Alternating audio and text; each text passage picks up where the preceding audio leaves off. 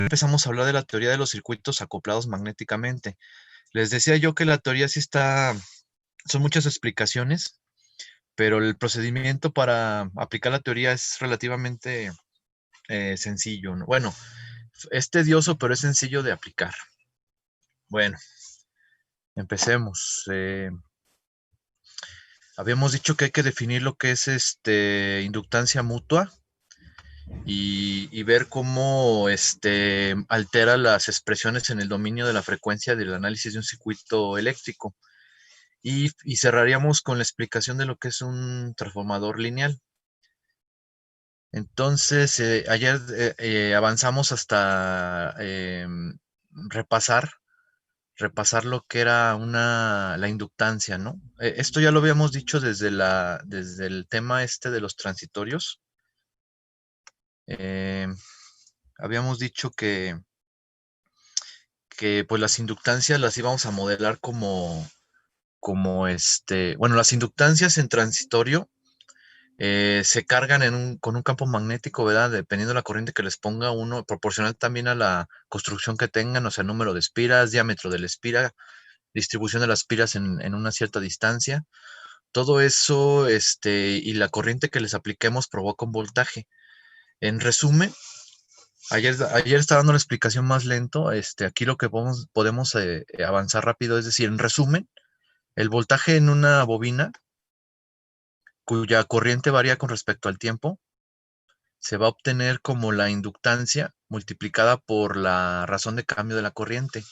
Esta ecuación es la que habíamos venido manejando en transitorios para hacer las ecuaciones diferenciales en un circuito con un transitorio, ¿verdad? Noten que si yo considero que la corriente que le aplico a una bobina es constante, o sea, la estoy poniendo en CD, pues después de que se cargue, después del transitorio, 5 tau, se comporta como un cortocircuito y su diferencia potencial es cero. Nos lo dice la ecuación, ¿verdad? Si la razón de cambio de la corriente con respecto al tiempo es cero, es una constante, pues el voltaje va a ser cero. Eso es en CD.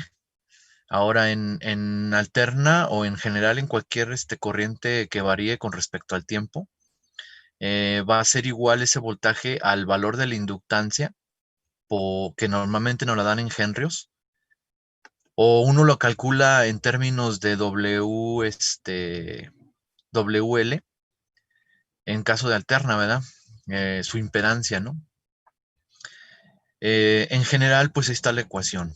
Bueno, no pierdan de vista que L, la constante de proporcionalidad L que se mide en unidades de Henry, conlleva o tiene inmerso la construcción de la bobina, porque depende de su núcleo, depende de su cantidad de vueltas, depende del área en el que esté construida la espira, la longitud en cuántas espiras están bobinadas en cierta longitud, de todos esos parámetros físicos que conforman una bobina, todo se encierra y se denota por la constante de proporcionalidad L. Así como un capacitor igual, ¿verdad?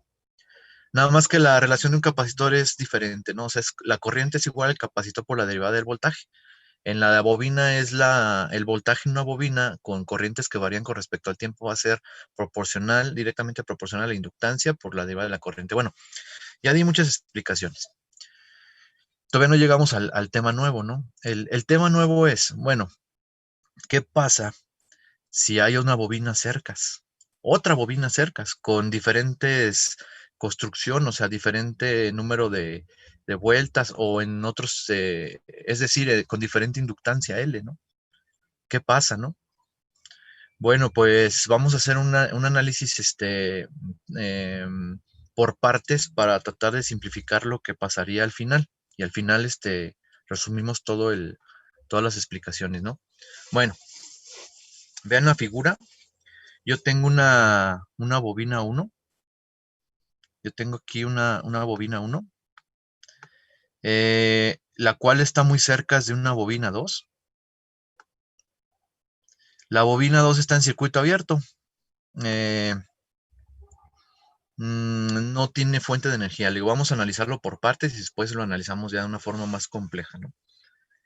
Entonces, lo que pasaría en la bobina 1 es lo que expliqué. Se le pone una corriente variante con respecto al tiempo, se crea un campo magnético. La característica y cantidad de campo magnético y el voltaje que aparece entre las terminales está regido por la ecuación que expliqué en la diapositiva anterior. Eso, hasta ahí sería lo que hemos visto en todo el semestre, ¿no? Pero, ¿qué pasa con la bobina 2? Como está muy cerca, una parte del flujo magnético de la bobina 1 le corta espiras de la bobina 2. En la figura le llaman flujo 1-2. El flujo 1-2 es parte del flujo magnético que creó la bobina 1 y que está cortando espiras de la bobina 2 y por lo tanto va a inducir un voltaje en la bobina 2. Y el flujo 1-1 pues es el flujo propio que está creando el campo magnético en la bobina 1. La suma de esos dos flujos, pues es el flujo total, ¿verdad? Como dice esta ecuación que está aquí. El flujo total de la bobina 1 por la corriente aplicada 1 tiene dos componentes en este caso tratado. El que crea el campo magnético en la bobina 1 y ese mismo flujo total, una parte de él, induce un voltaje, como se dice, en la bobina 2. Aquí el interés sería ver, pues, cuánto voltaje aparecería en la bobina 2, ¿verdad? Que no me lo esperaba. Si ustedes tienen un circuito eléctrico con bobinas, con varias bobinas, y dos de ellas están muy cercas, este fenómeno se va a dar. Y a veces yo no lo esperaba. Entonces, esa tensión adicional que aparece en B2 se le va a tener que sumar a los análisis que estemos haciendo.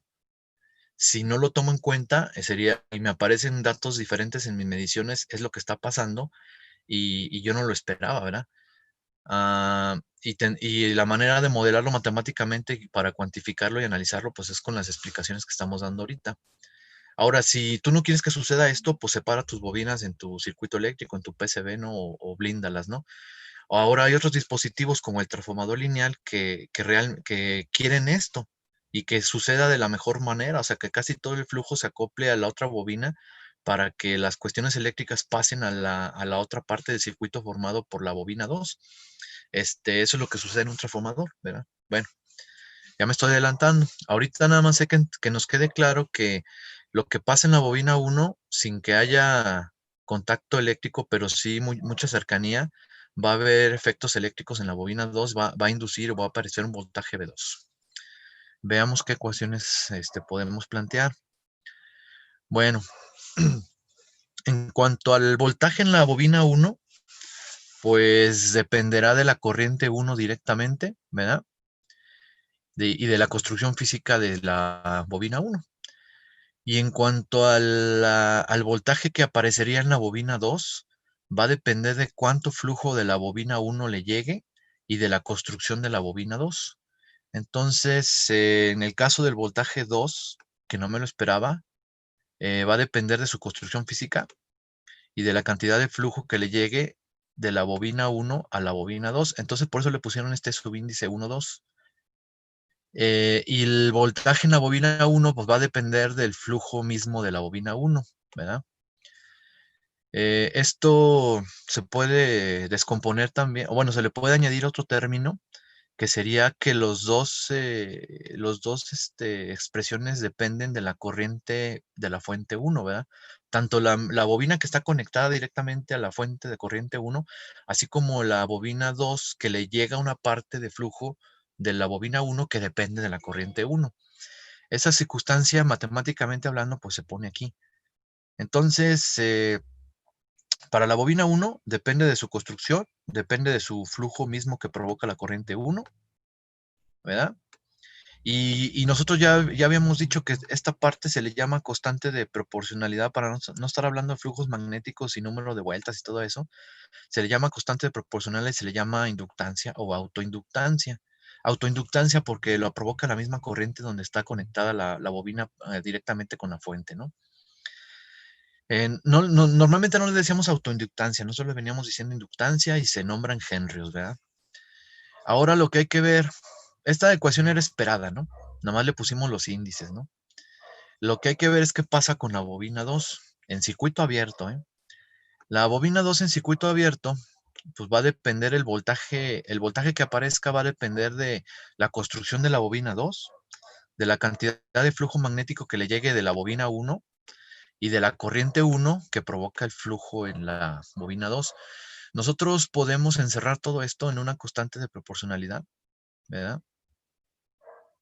Todo esto lo encerramos en una constante de proporcionalidad para no estarlo escribiendo y nada más dejamos que el voltaje en circuito abierto en la bobina 2 va a ser igual a una letra M que depende de la corriente de la bobina 1 que induce voltaje en la bobina 2, por eso los subíndices esos de 2,1 y de la corriente 1. En general vamos a denominar esto, o le dijeron los especialistas que se le va a decir inductancia mutua. Si se fijan, es la misma configuración de flujo magnético y número de vueltas y construcción de una bobina, por lo tanto son las mismas unidades, son henrios. Ya no vamos a estar escribiendo todo lo de la construcción física y el flujo magnético, sencillamente vamos a escribir M mayúscula y le vamos a decir inductancia mutua.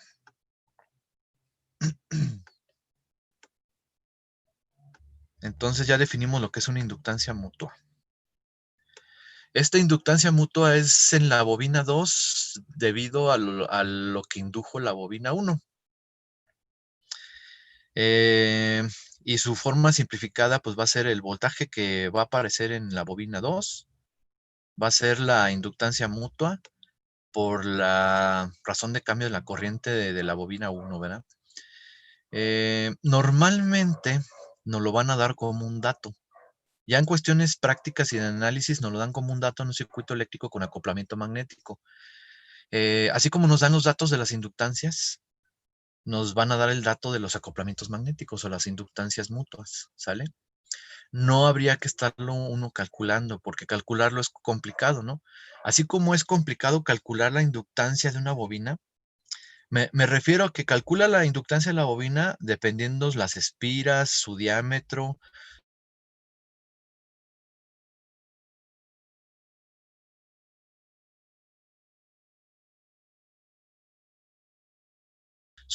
la longitud en la cual están moviendo, pero normalmente no lo calculamos así. Para nosotros era más sencillo aplicarle una señal de prueba y medir el transitorio, medir el tiempo del transitorio, o sea, la constante de tiempo, como lo hicieron en una de sus prácticas en simulación. Era más fácil poner la bobina, aplicarle una señal de prueba y medir el transitorio y de ahí sacar la inductancia.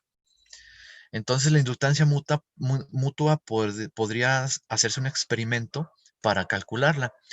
En, presencial, en modalidad presencial, hay una práctica que se les pide que hagan para precisamente determinen la inductancia mutua de un pequeño transformador que ustedes traigan. Porque normalmente tampoco así como las inductancias no están normalizadas de irlas a comprar a la tienda, o sea, no puedo llegar a la tienda y deme una inductancia de 100 milihenrios porque no las venden como si fueran resistencias o capacitores, ¿no? La inductancia mutua, pues también habría que calcularla, ¿no? Entonces, el experimento que estoy proponiendo yo para ver si tú tienes un acoplamiento magnético en tu red eléctrica es aplicarle una tensión conocida, normalizada a una de tus bobinas y medir en circuito abierto voltajes en las otras bobinas. Si te llega a aparecer un voltaje, entonces estaríamos hablando de que hay acoplamiento magnético. Si están lo suficientemente alejadas, pues no te debería aparecer nada, ¿verdad? Normalmente podríamos hacer esa prueba para dimensionar el inductancia mutua si es que no te la dan. Ahora, en los ejercicios que hacemos en clases, o los que vienen en los libros en forma de esquemático, no, te lo dan como un dato, ¿sale? Y ahorita vamos a ver un ejemplo de eso. Bueno, pero nada más he explicado una parte, o sea, lo que sucede en la bobina 2, en circuito abierto, prendiendo la bobina 1, ¿verdad? ¿Qué pasaría si prendo la bobina 2 y apago la bobina 1? Entonces, el otro explicación sería que la explicación es la misma, igual de aburrida. Miren, ahora desconecto la bobina 1, le quito la fuente de variable de corriente, la dejo en circuito abierto y se la pongo a la bobina 2. Eh, esta variación de corriente en la bobina 2 pues va a provocar una autoinductancia, o sea, un campo magnético, una diferencia potencial en la bobina B2 porque le conecté una fuente de corriente. O sea, ahora estoy alimentando este lado del circuito, ¿verdad? Pero Ahora, como están muy cercas, una parte del flujo de la bobina 2 le va a llegar a la bobina 1 cortando sus espiras e induciendo un voltaje. Ese voltaje es V1 y va a aparecer medido en circuito abierto, va a aparecer en las terminales de la bobina esa diferencia de tensión, ¿no?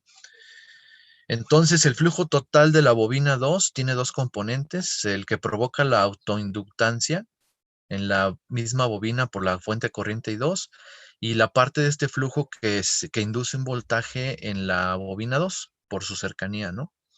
Las ecuaciones son muy idénticas a lo que expliqué la diapositiva anterior, salvo que cambian los subíndices, ¿verdad?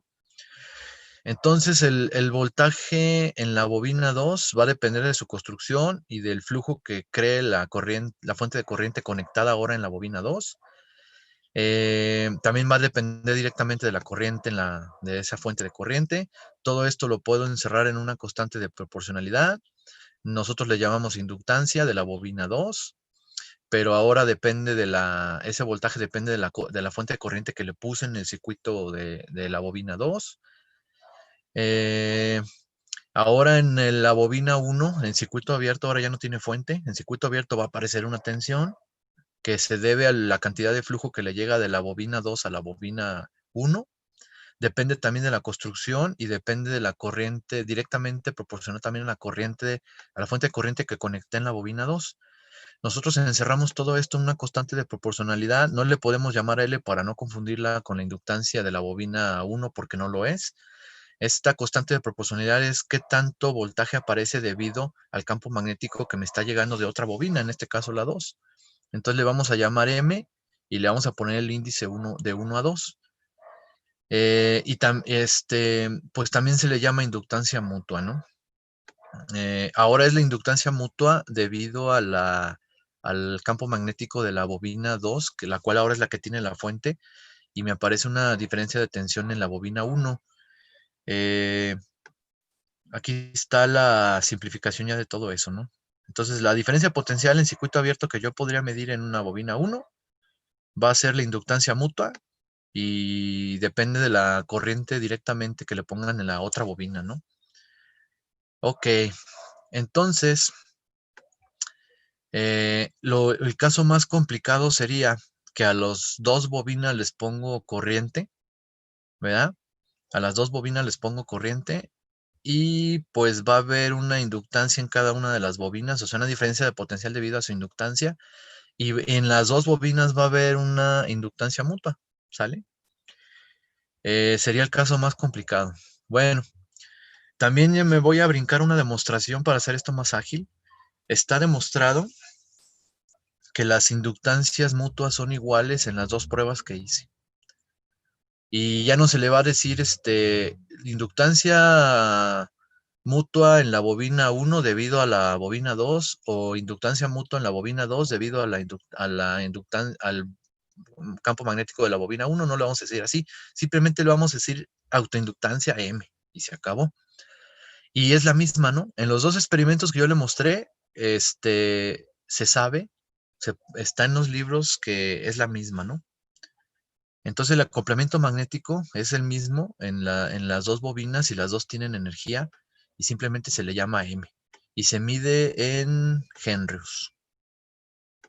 Ahora, que cómo se analiza en un circuito eléctrico, se analiza por partes, ¿no? Precisamente, es más fácil, ¿no? Es más fácil dimensionarlo por partes y ahorita les voy a mostrar el método. Pero bueno, ya tenemos una definición que está acá abajito. La inductancia mutua es la capacidad de una bobina, de un inductor, de inducir una tensión en otra bobina que esté muy cerca de ella y se dimensiona en henrios. Puede ser deseado para una aplicación, como puede ser un transformador, o puede no ser deseado esto y puede darte en la torre a tus análisis originales, te va a modificar tus voltajes, porque esa contribución de voltaje que estamos diciendo que se induce, se le va a tener que sumar al voltaje normal de la bobina y te va a dar un voltaje tal vez más alto, tal vez más bajo, también depende de la polaridad. Ahorita vamos a hablar de la polaridad. Eh, este, Obteniendo cosas inesperadas, ¿no? Entonces, nos falta hablar de la polaridad. Miren, la polaridad se puede saber dependiendo cómo están construidas las bobinas.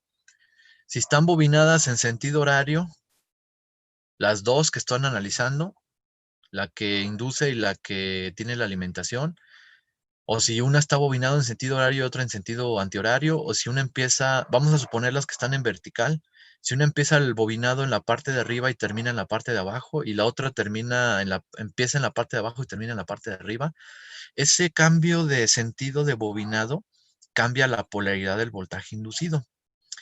Entonces, pues si examinas la orientación del bobinado en tus bobinas, pues de ahí vas a sacar tu polaridad de los voltajes resultantes. O sea, si la contribución de la inductancia mutua se le va a sumar o se le va a restar al propio voltaje de la autoinductancia.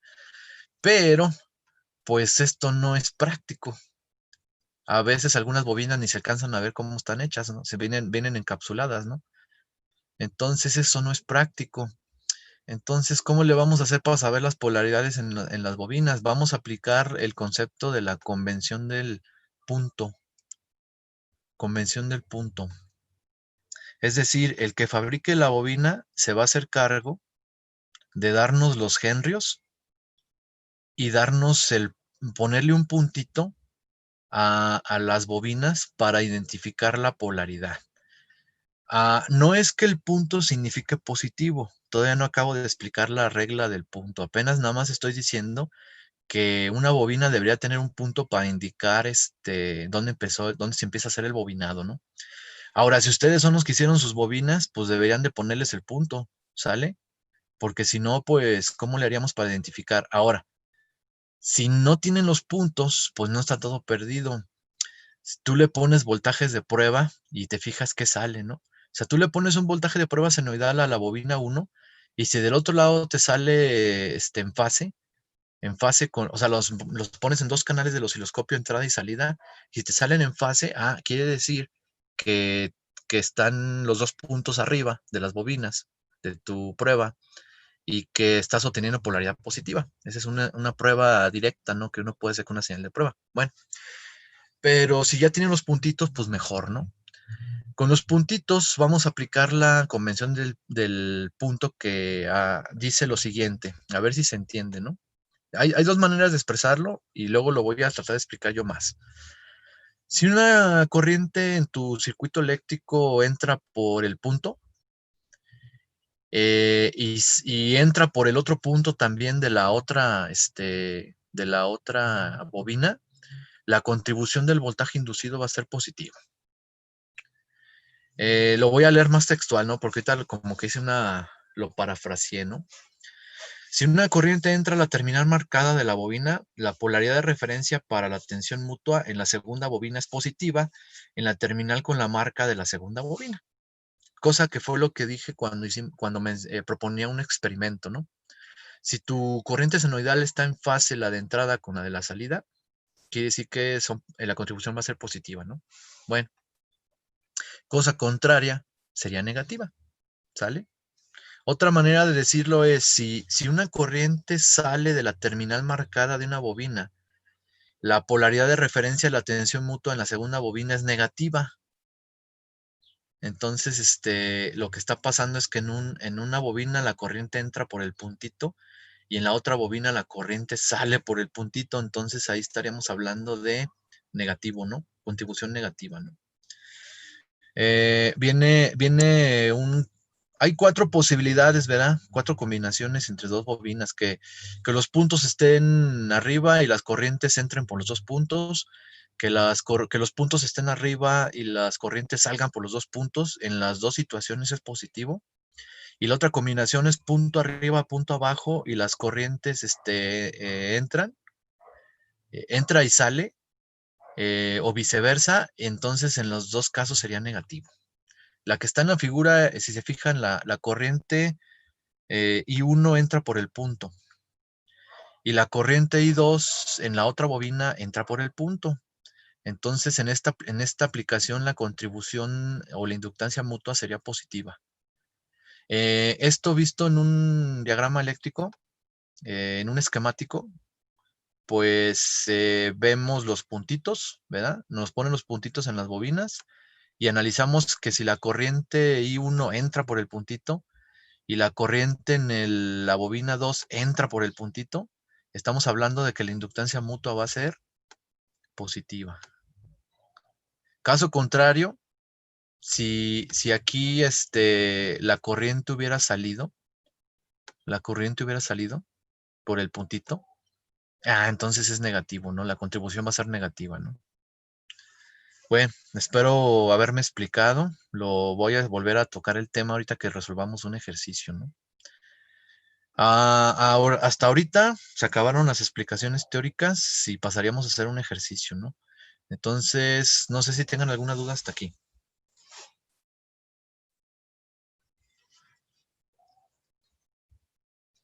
En resumen, nada más expliqué lo que era la inductancia mutua y la regla del punto para saber la polaridad de la inductancia mutua para ver si ese voltaje inducido se le suma o se le resta a los análisis normales, ¿no?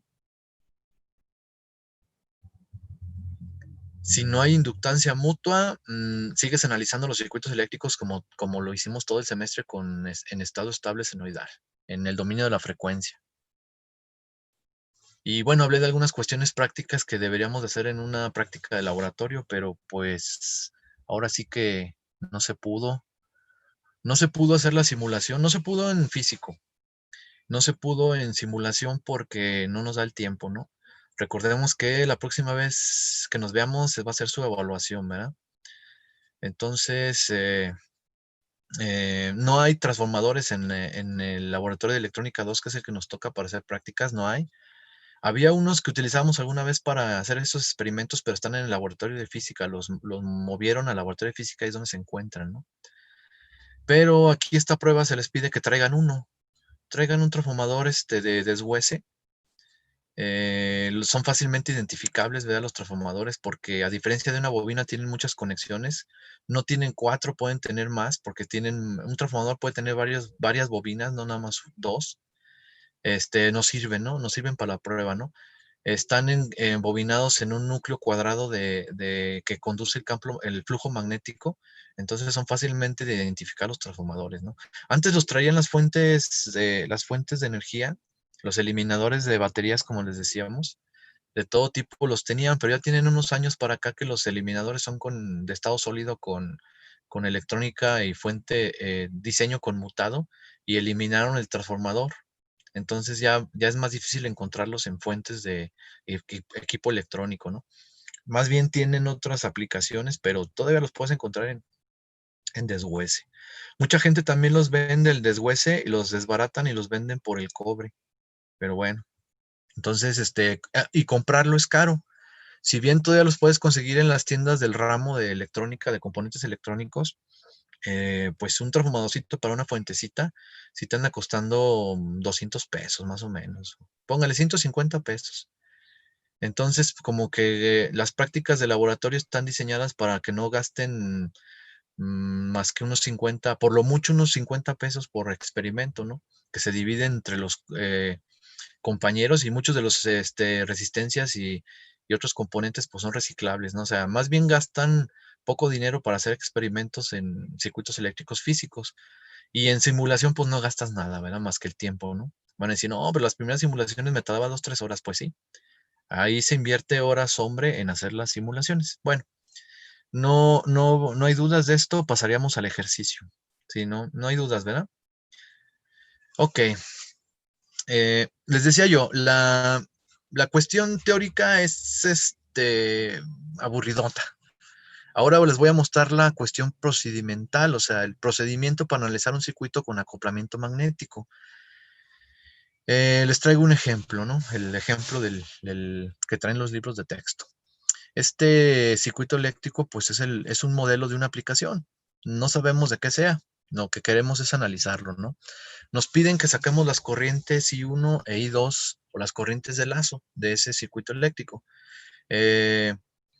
Esta chamba, pues hay diferentes opciones para hacerlo. Puedo hacer mallas o puedo hacer serie y paralelo. Ese es un circuito que se puede simplificar serie y paralelo, o mallas, o yo no aplicaría nodos porque tengo fuentes de voltaje y lo que me están pidiendo son corrientes, ¿no? Pero también se puede hacer por nodos, ¿no? Pero no, su resultado que obtendrían no sería el correcto, porque hay algo nuevo ahí. Lo nuevo de este circuito sería esta parte. Miren, esta parte es lo nuevo de este circuito. Alguien que no llevó esta sesión y la anterior, pues va a ver esto y la pregunta lógica inmediata sería, ¿qué es eso? Yo nada más necesito la impedancia de mi bobina 2, le voy a llamar bobina 2, y nada más necesito la impedancia de la bobina 1, o la inductancia y yo saco la impedancia si me dan la frecuencia, o sea, si me dan la frecuencia aquí de mi fuente, con mi frecuencia y mi inductancia, pues yo saco la impedancia en rectangular. Y es lo que yo necesito para hacer un análisis en estado estable senoidal, como se le dice, y aplicar las leyes de Kirchhoff, la ley de Ohm y los métodos de, en este caso de mallas, para responder las corrientes que van a ser senoidales, ¿no? Es senoidal el circuito porque está, la alimentación es un fasor, ¿verdad? Es un fasor. Podría yo hacer la misma inferencia, de que si alguien que no entendió lo de señales senoidales y análisis estable senoidal, pues va a haber una representación de fasor y no sabe ni qué es, ¿verdad? Pero no es su caso. Ahora el caso por el que yo estaba planteando es el de, bueno, ¿y eso que le agregaron en la malla 2 qué? ¿Qué significan esos puntos, esa flecha? Bueno, significa que nos están dando los puntitos para poder aplicar la regla del punto para determinar la polaridad de contribución de las inductancia mutua. Y ese J2 es la inductancia mutua. Es la representación matemática en henrios de qué tanto se afecta una bobina a la otra por su cercanía con sus campos magnéticos, ¿no? Las explicaciones que acabo de dar yo hoy a partir de la que empezó la clase, ¿no? Entonces, si ustedes lo resolvieran sin tomar en cuenta eso, no van a coincidir los valores medidos como voltajes en este circuito con los que ustedes calculen, porque como hay una contribución de la inductancia mutua tanto en la bobina 1 como en la bobina 1 debido a la bobina 2 y en la bobina 2 debido a la bobina 1, los voltajes van a subir o van a bajar. Ahora, ¿van a subir o van a bajar? Lo podría responder yo con precisamente la regla del punto. Miren, por ejemplo, la contribución de la bobina 2 a la bobina 1 va a ser negativa. Ah, chis, ¿pero por qué? Ah, es que miren, la corriente de la malla 1, siguiendo la ley convencional de las polaridades, la corriente de la malla 1 baja y entra por el puntito en la bobina 1, ¿verdad? Y la corriente de la malla 2, en la malla 2 sale por el punto. ¿Y qué fue lo que yo dije hace rato?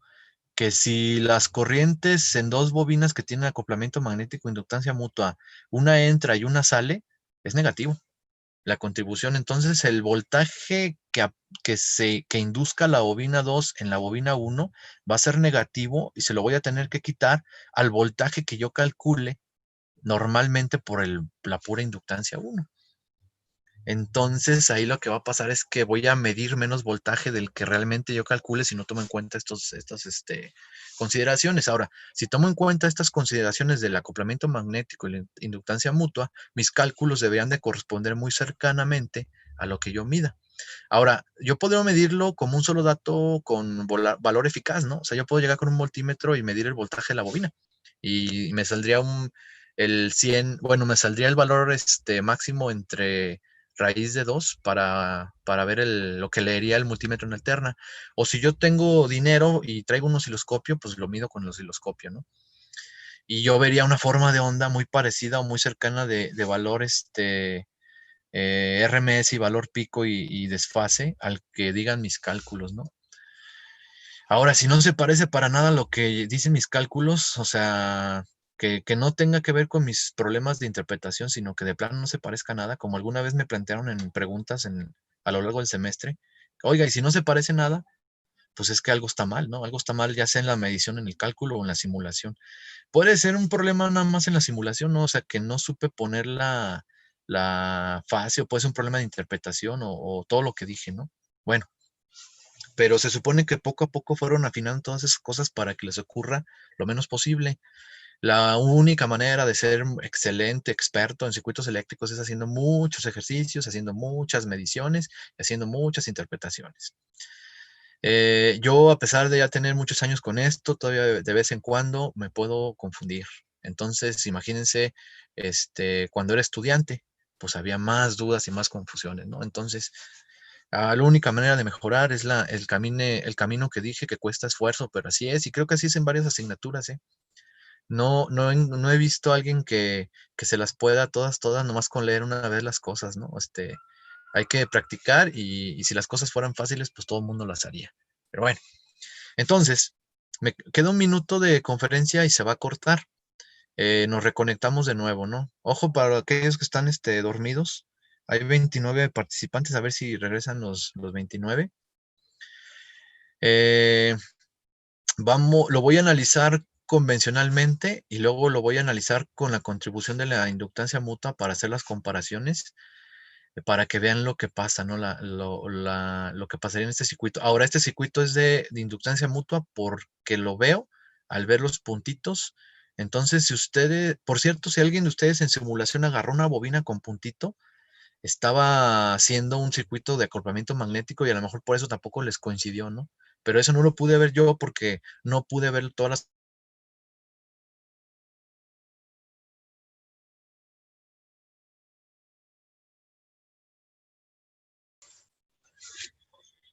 Faltarían 10 de los que dijimos que había, ¿verdad?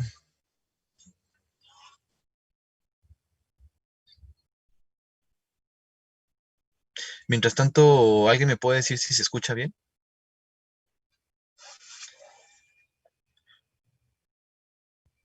Sí, profe, se escucha bien, no se preocupe. Muchas gracias. Ya hay 22, avancemos en lo que se acaban de conectar los que falten. 24 participantes, hubo la pérdida de 6, lamentablemente. Bueno, ¿cómo analizaría yo este circuito con mallas para sacar las corrientes de malla, sin tomar en cuenta el acoplamiento magnético? Bueno, pues asigno corrientes de malla, ya alguien me hizo el favor de hacerlo, ya está ahí.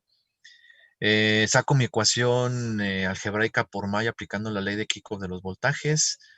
Empezaría por esquina inferior izquierda en la malla 1. Y me encuentro con el signo menos de la tensión de la fuente de 100 ángulo de cero, por lo tanto va a ser menos. Y luego va a ser más. Aquí sería más en esta impedancia y aquí sería más en esta impedancia visto desde la malla 1, como le veníamos diciendo. El siguiente término va a ser entonces más I1 por la impedancia formada por 4 menos J3, porque están en serie. Y luego sería, el último voltaje sería más la corriente I1 menos la corriente I2, porque la corriente que pasa por la inductancia J6 tiene dos corrientes, pero como estoy en la malla 1, sería I1 menos I2 por J6.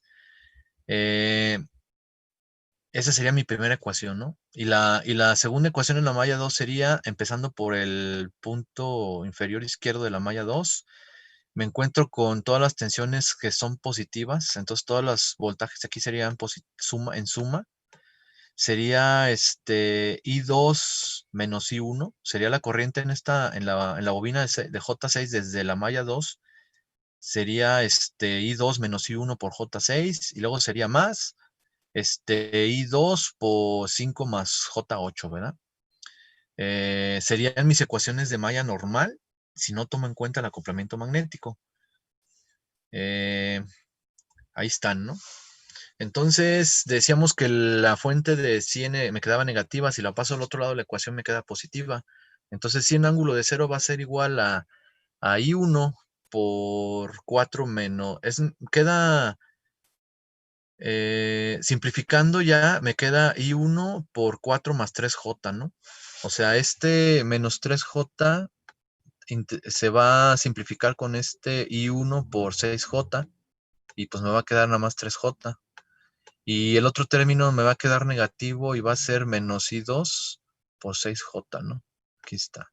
Entonces, la primera ecuación para mi sistema de ecuaciones sería 100 ángulo de cero debe ser igual a, o 100 en rectangular, sencillamente 100 es igual a I1 por 4 más 3J menos I2 por 6J. Ahora, la ecuación 2 decíamos que es la corriente 2 por todas las impedancias, ¿verdad? Porque están todas en la misma malla con la polaridad positiva. La de 6, la de 8 y la de 5. Aquí está el término. Menos I1 por 6J. ¿Por qué? Pues porque esta bobina comparte malla con la I1. Entonces sería I2 menos I1 por 6J. Entonces ahí está el término. Igual a 0 porque no tiene fuentes. Estas dos ecuaciones es mi sistema de ecuaciones para responder la pregunta sin acoplamiento magnético, ¿verdad? ¿Cómo debo de modificar? Ya ven que el subtema del temario decía que cómo se modifican las ecuaciones en el dominio de la frecuencia con acoplamiento magnético. Ahí les va el procedimiento, porque si bien ya les dije la teoría, ahora va el procedimiento, cómo hacerle, ¿no? Entonces, si estoy en la malla 1, a la bobina J6, ¿verdad? Si estoy en la malla 1 a la bobina J6, no nada más aparece una tensión debido a su propia inductancia, L1. Acuérdense que yo le llamé L1, ¿verdad? Sino que va a haber una tensión que tengo que añadir, que se induce por acoplamiento magnético debido a la inductancia J8 y debido a la corriente I2, ¿verdad?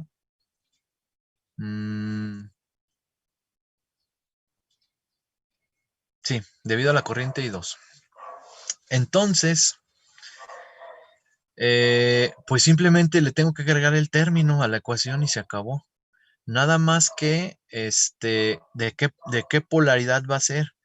Bueno, pues en la bobina 1, la corriente entra por el punto, o sea, la corriente de la malla 1 entra por el punto. Se fijan que la corriente de malla 1 viene en sentido horario y entra por el puntito. Y en la malla 2, la corriente que pasa por la bobina 2, que es la corriente malla 2, sale por el punto, porque va en sentido horario, ¿verdad? Entonces la contribución debe ser negativa. Entonces va a ser J2, que es el acoplamiento magnético, por la corriente en la bobina 2, que flujo magnético me va a generar un voltaje negativo en la bobina L1. Me aventé toda la teoría que estuve explicando, pero sería la forma, el procedimiento para aplicarlo, ¿no? Entonces a la ecuación 1 le voy a agregar ese término. Toda esa explicación está en la diapositiva siguiente. Si se fijan, la ecuación es la misma que yo propuse. Es menos 100, ángulo de 0, o menos 100 en rectangular. Y 1 por bueno, aquí yo ya lo tenía simplificado que era más 3J, porque si sumo estos dos, pues me queda más 3J. Y luego tenía yo el término menos J6 de I2, y le agrego, en polaridad negativa, le agrego la inductancia mutua, que era J2, ¿verdad? Por I2. Entonces, a esta ecuación lo único que hice fue agregarle negativo el valor de la inductancia mutua por la corriente que la provoca, que es I2. Es todo el I2 y la inductancia mutua provoca un voltaje negativo en la bobina 1, que como procedimiento pues se lo resto a la ecuación de mallas de 1. Y eso sería lo que pasa en la modificación a este circuito con acoplamiento magnético, cómo lo trabajaría yo, el procedimiento. O sea, puedo resumir el procedimiento hasta el momento, sería agregar el término de voltaje, si en el caso de que esté trabajando yo en mallas, agregar el término de voltaje a la contribución de voltaje en la bobina afectada por la bobina, la corriente I2 en la malla 2, ¿verdad? Por la inductancia 2 y la corriente 2 me afecta lo que pasa en la malla 1. Y ahí está. Entonces ya no me quedaría 6J, sino me quedaría menos 8J, ¿no? Entonces, esta sería mi ecuación ahora 1 de mi sistema de ecuaciones, ¿no? No sé si me expliqué bien en la modificación o tengan alguna duda.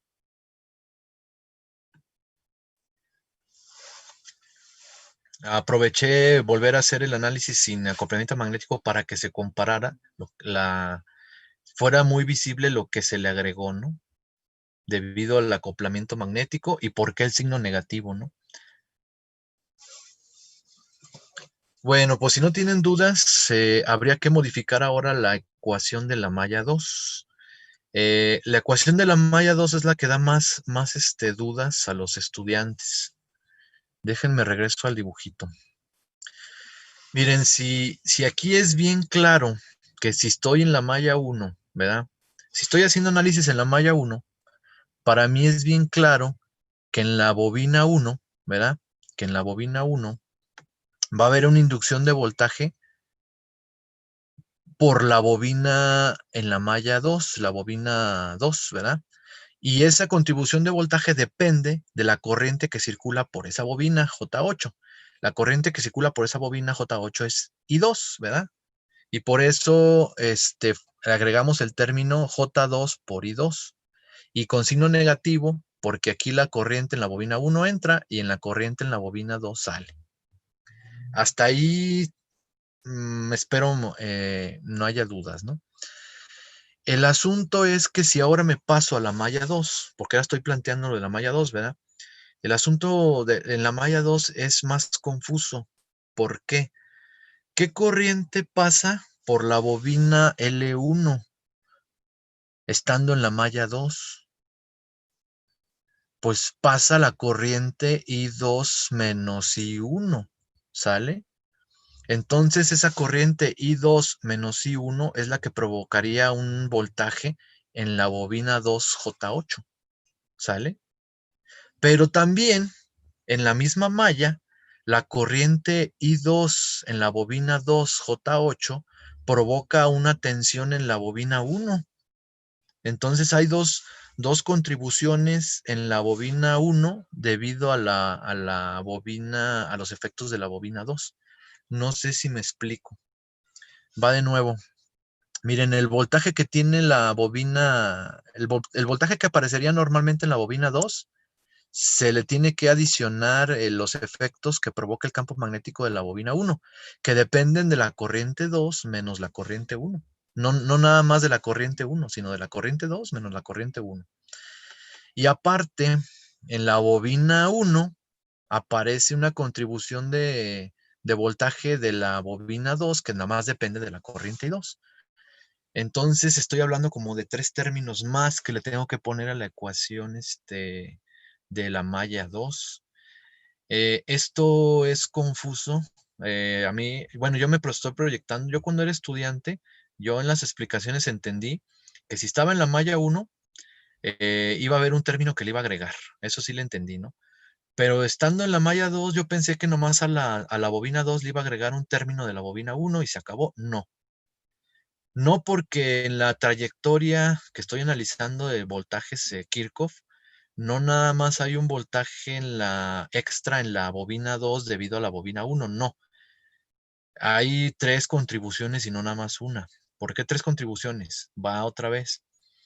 Si me pongo en la bobina 1, va a haber una contribución de la bobina 2 y de la corriente 2. Una contribución. Pero si me pongo en la bobina 2, va a haber otras dos contribuciones que vienen del campo magnético de la bobina 1. ¿Por qué dos contribuciones? Porque la corriente que circula por la bobina 1 es la corriente 2 menos la corriente 1. Entonces, son tres contribuciones o tres términos que le tengo que agregar. Entonces, y la polaridad ahora. ¿Cómo va a estar la polaridad? Si se fijan, si estoy en la malla 2, si las contribuciones son por la corriente I2, la corriente I2 sale por el punto. Si las corrientes son si las contribuciones que voy a añadir son por la corriente 2, en los dos casos, en las dos bobinas salen por el punto, entonces son contribuciones positivas. Ahora, si la contribución es por la corriente I1, la corriente I1 entra por el punto y por el otro punto sale. Entonces sería negativa. Entonces, dos contribuciones van a ser positivas, las que son de I2, y una contribución de la inductancia mutua va a ser negativa, la que tiene que ver con corriente I1. Ahí apliqué la regla del punto. Entonces, a mi ecuación original le faltan 3 términos, ¿verdad? Le faltan 3 términos. Chéquenla, chéquenla mentalmente y ahora les voy a mostrar el resultado para que identifiquen cuáles son los términos extra, ¿no? Entonces, ya estaba el 6J, el 8J y el 5. Entonces ya estaba el 6J, el 8J y el 5 que multiplicaban a 2 y esta es la contribución, ¿verdad? Y es positiva y es por 2 porque depende de la corriente 2 y dijimos que iba a ser positiva si dependía de la corriente y 2. Ahora, el otro término nada más era menos I1J6, o sea, ya estaba, menos I1J6 ya estaba. Y la contribución extra es esta debido a la corriente I1. Todos son por 2J porque es la inductancia mutua, ¿no? Pero es debido a la corriente I1 y por lo tanto es negativo. Entonces ahí están las 3 contribuciones. Simplificando, pues la ecuación para la malla 2 me queda así. Ya con las 3 contribuciones descritas. Esta sería mi ecuación 2. Pues en el semestre fomentamos el uso del MATLAB para resolver los sistemas de ecuaciones, ¿verdad? Lo ponemos de forma matricial, metemos la matriz A, la matriz B y la matriz C, despejamos la C, es decir, divido este vector entre la matriz cuadrada y me va a dar las corrientes en MATLAB. El resultado sería este. Estas corrientes, claro, MATLAB me lo da en rectangular, lo convierto a polar. MATLAB me lo da en radianes, pues hago la transformación de la parte de la fase a grados, cosas vistas en la unidad 2 del curso, y ahí están los resultados y contesté el problema. Me pedían estas 2 corrientes. No van a coincidir con un análisis normal porque las ecuaciones se modificaron por el acoplamiento magnético. De aquí en adelante, uno debe de imaginarse siempre que si no tengo cuidado en alejar las bobinas unas de otras en un circuito eléctrico, en un dispositivo mecatrónico que tenga relevadores, motores, este, transformadores, pues voy a tener resultados inesperados si no tomo en cuenta todas estas cuestiones. Hay quien dice que quieren hacer un compacto su proyecto. Su proyecto involucra relevadores, bobinas y motores y le ponen a un lado y sin aislamiento, o sea, sin carcasa metálica, la unidad de control. O sea, el microcontrolador se lo ponen a un lado del motor, o sea, centímetros, si no es que fracciones de centímetro. O se lo ponen a un lado del relevador que activa la carga. Entonces, pues no se os sorprendan de que empiece a hacer cosas raras los sistemas mecatrónicos. Nosotros de broma le decimos, en el laboratorio le decimos que es la maldición del micro, ¿no? Si en la maldición del micro todo estaba funcionando bien, pero nada más empecé a activar las cargas, los relevadores, empezó a girar los motores y empezó a hacer cosas raras.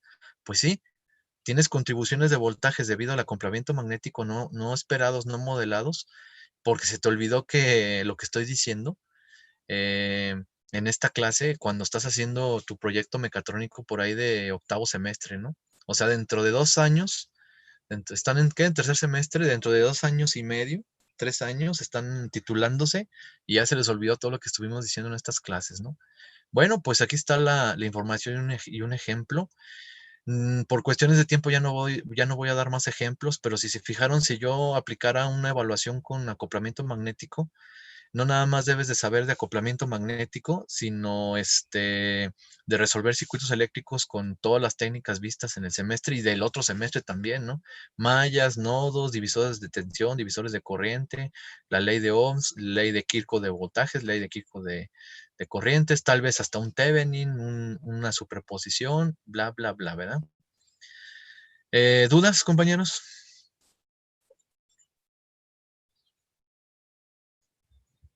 ¿No viene en el examen? Pero espero que todo lo que estoy diciendo los motive a que sepan que está este conocimiento ahí, ¿no? Y que sí lo necesitan. Perdón, ¿iban a preguntar algo? ¿Nos escucho? Pues no, creo que no, profe. También a veces escuchan parcialmente información que doy y no llega la información como yo quisiera. Miren, cuando digo que alejen las bobinas, no quiere decir que también tenga que ser así siempre, ¿eh? O sea, a veces es imposible separar la parte de control de la parte de las bobinas, los relevadores, los motores. Lo que se hace es blindarlo. Significa que los encierro en una cajita metálica y la cajita metálica la aterrizo, le pongo un cable hacia una tierra física, ¿no?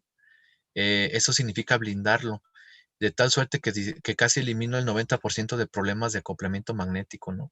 Eso es lo que se tiene que hacer, y no separarlos físicamente, los componentes en un proyecto mecatrónico, ¿no? A eso me refería, ¿no? También hay que separarlos eléctricamente hablando de forma galvánica, como le dicen, que exista aislamiento galvánico, ¿no? Es otra cuestión, pero bueno, son ya cosas que no se pueden ver como teoría de circuitos eléctricos, sino más bien son cuestiones prácticas que se van aprendiendo a lo largo de la carrera, ¿no? ¿Qué más? ¿Qué más? Pues esto de lo magnético es también un mundo. Llevan asignaturas de teoría electromagnética donde se analizan más a fondo cómo calcular densidades de campo magnético y las consecuencias que tienen a las personas y a las cosas. Pero normalmente los estudiantes no relacionan la abstracción matemática de esas asignaturas con hasta la vida cotidiana que nos rodea, ¿no? Y pues queda hueco, le dicen en la pedagogía conocimiento no significativo, o sea, se les olvida. Como no les significó nada, se les olvida rápidamente, ¿no? Pero bueno, si de veras quieren ser, makers, ingenieriles, o sea, hacer cosas con ingeniería, eh, todos estos tips que les estoy dando les van a servir bastante, ¿no? Pero bueno, ahí les va el último tema. Está rápido, ¿no? Eh, ¿Cómo voy a aplicar todos estos conceptos de acoplamiento magnético? Bueno, si aquí el vistazo en el ejercicio hecho fue cómo dimensionar acoplamiento magnético si es que me llegara a pasar, ¿no? En un esquema eléctrico o si es que alguien me lo pide, ¿no? Ahora, ¿cómo lo voy a provocar a propósito para hacer algo? O sea, ¿para qué me sirve esto? Otra vez, ir más allá de puras cuestiones abstractas, matemáticas y análisis y procedimientos y dar un punto de vista ingenieril. ¿Esto para qué me sirve, no? ¿Qué puedo hacer yo con esto? Bueno, pues la primer máquina que se creó y está basada en este concepto de acoplamiento magnético es el transformador lineal. Es el que eleva las tensiones para poderlos mandar por cables cuando salen de la planta eléctrica y llegando a las ciudades se utiliza un transformador de manera inversa para bajar los voltajes otra vez a valores más pequeños para distribuirlos en las casas, ¿no? Eh, Estamos hablando de un transformador que funciona con puras bobinas. Son dos, el más sencillo monofásico son dos bobinas buscando acoplamiento magnético al 100%, o sea, que toda la energía eléctrica que tengo yo en forma de campo magnético en una de las bobinas pase sin pérdidas a la otra bobina. Es por definición un transformador, ¿no? Y que pase con parámetros cambiados, o sea, si bien quiero que pase toda la energía, no significa que pase del mismo formato. Si la energía en el primer, la bobina o en el lado primario, como le dicen, es alto voltaje, baja corriente. En el segundo cambia de bajo voltaje a alta corriente y se mantiene la relación de energía porque podemos verlo porque la potencia sería V por I. Si V por I se mantiene el mismo valor en los dos lados, ¿cómo sería la única forma de mantenerlo? Pues que si en uno sube el voltaje y baja la corriente, pues en otro tiene que subir la corriente y bajar el voltaje, ¿no? Sin pérdidas, ¿no? Claro que siempre va a haber pérdidas en la realidad porque los dispositivos se calientan, una parte se disipa en forma de calor, otra parte se pierde en el aire, sencillamente los campos magnéticos no se pueden mantener y se pierden en el aire, etcétera, ¿no? Entonces, realmente estos dispositivos tienen unas eficiencias como del 80%, pero hasta la fecha no se ha inventado otra cosa, ¿eh? Si bien yo ya dije que se inventó la fuente conmutada para sustituir un transformador en de una fuente convencional, eso sí, aún no se ha inventado un transformador de potencia de estos de distribución de energía eléctrica No se ha inventado nada que lo sustituya y hasta la fecha pues se siguen usando, ¿sale? Entonces voy a hacer una pequeña explicación de esos dispositivos. En el monofásico. El trifásico no son más que 6 bobinas. El monofásico son 2. Y hay monofásicos de varias bobinas también en el secundario, ¿no? Entonces yo voy a explicar ahorita más sencillo por cuestiones de tiempo. No me queda tanto tiempo para esta explicación y me quedan alrededor de unos 10, 15 minutillos. Así que a darle, ¿no? Miren, se hacen 2 bobinas. La bobina 1 y la bobina 2. Se busca máximo acoplamiento magnético y máxima inductancia mutua. ¿Cómo se consigue? Estando lo más cerca posible. A veces una bobina se bobina encima de la otra, o se ponen las dos bobinas a un lado de la otra separadas milímetros. Es la primera forma que se hace para que exista acoplamiento por la distancia. Se conduce el flujo magnético de una a la otra a través de le dicen entrehierro, o sea, de un núcleo magnético de hierro, que es un material paramagnético, o sea, que conduce fuertemente el flujo magnético para que el flujo magnético no se vaya por el aire, sino se vaya por el núcleo, como se le dice, ¿no? Y casi todo, ¿no? Para que logre el máximo acoplamiento magnético o inductancia mutua. Esa sería la construcción física de un transformador. Como un esquema eléctrico, están las dos bobinas que estoy yo diciendo, L1 y L2, están indicados sus puntitos, o sea, dónde se empezó a hacer las bobinas. Si este transformador entrara la misma energía, perdón, entrara el mismo voltaje y corriente y quisiera que saliera el mismo voltaje y corriente sin pérdidas, los números de vueltas debería ser igual. Ahora, si quiero cambiar esa relación entre voltaje y corriente que entran y voltaje y corriente que salen en la bobina 2 inducidos, cambio el número de vueltas. Entonces, el número de vueltas me va a dar a mí, a mí como diseñador de este dispositivo, la forma de subir o bajar el voltaje o subir o bajar la corriente. Ahora bien, este transformador funciona en dos sentidos. O sea, yo puedo agarrar el transformador para elevar el voltaje y bajar la corriente, y si lo conecto al revés, o sea, lo giro 180 grados y lo conecto, lo que haría sería bajar el voltaje y subir la corriente. O sea, poder trabajar cargas más grandes, ¿no? Les platico otra pequeña anécdota de lo que estoy diciendo. Miren, hay quienes agarran un transformador de una fuente que reduce, no sé si les dejaron hacer una fuente en fundamentos de electrónica. Uno agarra un transformador de relación 10, como se le dice, o sea que tiene 10 veces más vueltas una bobina que la otra. Entonces, si le pongo 120 volts de alterna en un lado y reduce 10, pues lo baja 10 veces, o sea, 120 entre 10 me salen 12, ¿verdad? Pero si lo conecto al revés, o sea, si no sé lo que estoy haciendo y lo conecto al revés, si le pongo 12, pues me da 120, pero si le pongo 120, me va a dar 1200. Si 120 ya era un voltaje peligroso, pues el 1200 es 10 veces más peligroso.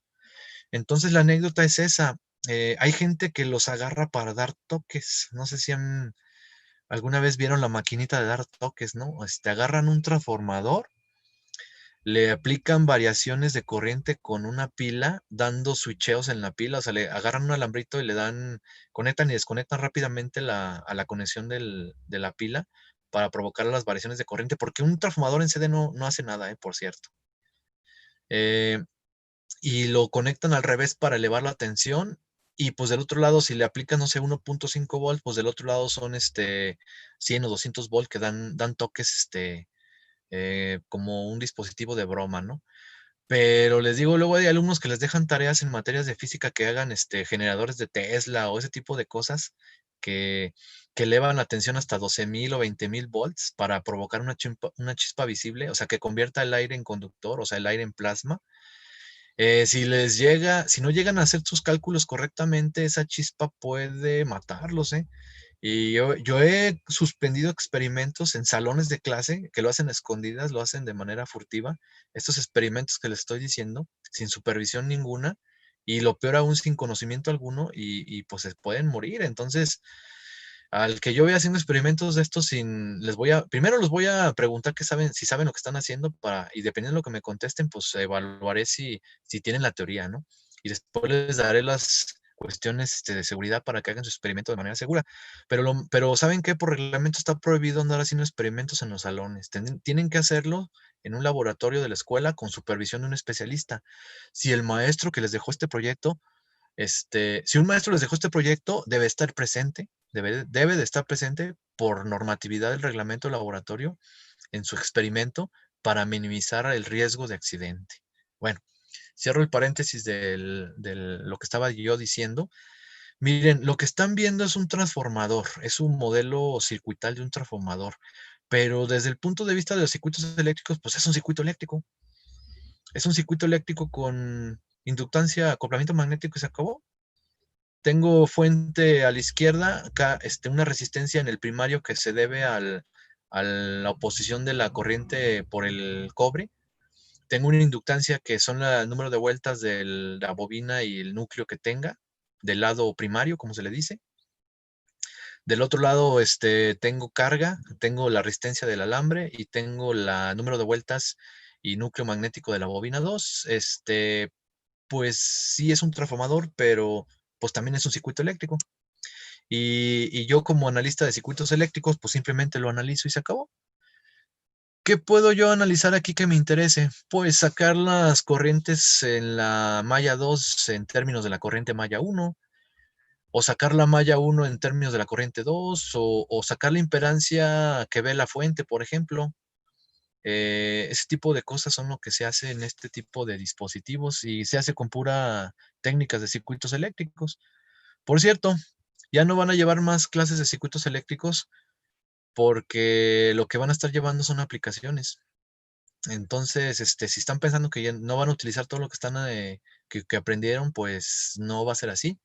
De aquí en adelante, cualquier dispositivo hay que modelarlo matemáticamente. Muchos de ellos son eléctricos, o algunos son eléctricos y combinados con otra cosa, electromecánicos, ¿verdad? Por ejemplo, y van a seguir aplicando todo lo que aprendieron estos semestres. Me da gusto que lo utilicen porque si no, se les va a olvidar. Bueno, una sencilla aplicación de lo que estoy diciendo ya como circuitos eléctricos sería así. Miren, la ecuación de la malla 1, pues suma de voltajes en lazo cerrado. El voltaje que se le aplica en la malla 1 debe ser igual a la impedancia de la malla 1 por la corriente en la malla 1 menos la impedancia, bueno, la impedancia provocada por la contribución de voltaje negativa provocada por la inductancia mutua. ¿Por qué es negativa? Porque en el punto de la bobina 1 entra la corriente 1 y en el punto de la bobina 2 sale la corriente 2. Entonces la contribución de los efectos magnéticos el acoplamiento magnético de la bobina 2 se le restaría en el visto desde la malla 1, ¿verdad? Ahí está. M no me lo dan como dato, entonces lo pongo como de manera simbólica, ¿no? En la malla 2 no tengo fuentes. En la malla 2 tengo la carga, la resistencia eléctrica del alambre del secundario y el voltaje que se induce de la malla 1. Entonces, el voltaje que se induce de la malla 1 es el primer término. Esta es la contribución de la malla 1. Y esta es la inductancia la impedancia, perdón, de la malla 1, de la malla 2, perdón, por la corriente 2. Este sistema de ecuaciones modela eléctricamente todo lo que pasa en mi transformador, ¿verdad? Algo que es interesante de ver es, por ejemplo, si despejo en la ecuación 1340, o sea, en esta, despejo I2 en términos de I1, ¿verdad? Y luego lo sustituyo esto que saqué I2 en la ecuación 1340A. Y despejo, pongo la relación, voltaje, o sea, la ecuación 1342 entre lo que despejé de I1, tengo este resultado. ¿Cómo se interpreta ese resultado? Bueno, la impedancia que ve la fuente, ¿verdad? La impedancia que ve la fuente no nada más es la impedancia de la propia malla 1 donde está conectada la fuente, sino ve lo que se conoce como impedancia reflejada de la carga, pero no la ve directamente, sino la ve reflejada, ¿no? por todos estos términos, ¿no? Me regreso a la figura para ver si explico mejor. Esta fuente va a entregar energía al circuito. El circuito, pues, es todo esto, ¿verdad? Pero, dependiendo del número de vueltas que tenga esta y el número de vueltas que tenga esta, va a haber energía que entrega a esta impedancia pues la ve como tal, ¿verdad? Así la ve y va a entregar energía a esa impedancia, más lo que ve del otro lado, pero del otro lado no ve la impedancia como tal, o sea, no ve R2 más ZL, no la ve así, la ve más, más grande de lo que es. ¿De qué tan grande? Pues depende de qué tanto sea la diferencia entre N1 y N2. Si la diferencia entre 1 y N2 es 10, pues la va a ver 10 veces más grande, lo cual es bueno porque quiere decir que le va a tener que dar 10 veces menos corriente para que funcione de lo que le tendría que haber dado si ésta estuviera conectada acá, ¿verdad? Eso quiere decir la impedancia reflejada. Entonces, a mí me sirve este transformador para hacer acoplamiento entre cargas. Si una fuente no tiene la capacidad energética de entregar energía a una carga directamente, puedo hacer un acoplamiento a través de un transformador para poderla conectar. Así hay muchos de estos dispositivos en fuentes, en equipos de audio, ¿no? Para conectar muchas bocinas directamente a un amplificador, que no podría el amplificador trabajarlas directamente, se utilizan transformadores para poderlos conectar. Por ejemplo, el transformador acepta bocinas de 8 ohms, por ejemplo, y tú tienes bocinas de 16 ohms o otra cantidad. A través de transformadores los puedes acomodar para que el amplificador las trabaje sin pérdidas, ¿no? Y la otra aplicación del transformador, pues, es reducir o elevar la tensión y bajar una y subir otra, o sea, voltaje corriente, subir uno y bajar otro, para aplicaciones de distribución de energía eléctrica y fuentes, ¿no? Sería otra aplicación rápida que se me ocurre.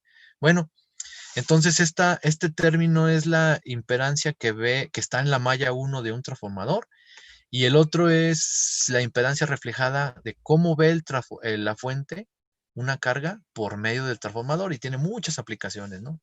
Entonces, a esa contribución se le llama impedancia reflejada. Finalmente, dado que ya se va a acabar el tiempo, una ecuación simplificada, ya no voy a hacer la demostración, pero una ecuación simplificada de lo que es un transformador sería la 1352. La 1352 me dice que la relación de vueltas de un transformador siempre se va a cumplir en los voltajes, cosa que yo ya lo había dicho ahorita con palabras, ¿no? Si yo tengo un transformador de relación 10, porque sí los venden, por cierto, o sea, ustedes pueden ir a comprar el transformador a la tienda y lo van a pedir. Yo quiero un transformador de relación 9, relación 10, relación 15. Significa cuántas veces va a subir el voltaje o lo va a bajar, y cuántas veces va a bajar la corriente o a subir, ¿sale? Siempre se debe mantener la relación I1 por V1. Aquí estoy hablando, en este circuito que representa el transformador, estoy hablando nada más en términos de corriente 1 y V1. Ya no simplifiqué las impedancias, ¿no? O en otras palabras, consideré que la resistencia del cable de estos es casi cero para no afectar los cálculos, y nada más estoy modelando el dispositivo como por su voltaje y corriente. Si se fijan, consecuencia de la impedancia reflejada sería, si aquí el voltaje son, no sé, 1000, y la corriente es 1 amper, y este transformador tiene una relación 10, o sea, va a disminuir 10 veces. ¿Qué va a pasar aquí con B2 e I2? Bueno, pues el B1 lo multiplico, lo divido entre 10 para obtener lo que me sale aquí. Entonces, si tenía 1000, lo divido entre 10, pues me salen 100, ¿verdad? ¿Y qué pasa con I2? Bueno, pues yo tenía 1 amper, ¿verdad? Pero ahora lo multiplico por 10, ahora voy a tener 10 amper. Eso es lo que a mí me sirve para alimentar mis cargas, si se fijan. O sea, yo antes tenía digamos, una fuente de 1000 volts, pero máximo me podía dar 1 amper. No le podía conectar ninguna carga que superara 1 amper, ¿verdad? O sea, dividir mi resistencia entre mi voltaje entre mi resistencia que le conectara no debería de superar 1 amper. En cambio, de este lado ya puedo conectar cargas de 10 amperes, claro, que funcionen con 100 volts, ¿verdad?